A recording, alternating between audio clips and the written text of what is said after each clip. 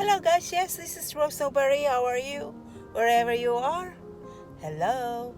So in today's video, I didn't make any video today. So I just let you know, I just stop by and say hello to you, and then I let you know I still around. So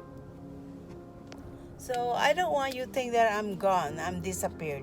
So the reason why I'm not making any videos in the past, because last month of April I was so sick and I have a COVID-19. So to be honest to you, and I May 4th when I came back to work, and then I feel fine now, so I have to resume my video. So and then I just let you know, and I'll see you in Wednesday. Is that Saturday is for painting. So all right, so yes, this is my first video. And Wednesday I'll see you around, and on Saturday. Okay guys, next Saturday, this coming Saturday, my video is about painting these herbs. Okay, so it feels like real food, but you know,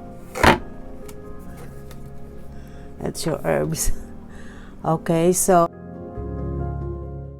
okay, we need a plate.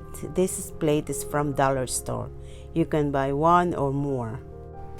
Okay, multi-purpose paint. So you can, if you're able to find any brands, just go ahead and do it. So, but we need that kind of paint. So, but I'm gonna use this one. And also the brushes, we'll need the smaller sizes of the brush. Okay. Oh, and then also we're not gonna use the water because we're painting a hard surface. So we're gonna use a medium. Okay, they call a floating medium from FolkArt. All right, so okay guys, I'll see you on Saturday, and I hope you enjoy this painting. This is not hard. Okay, thank you.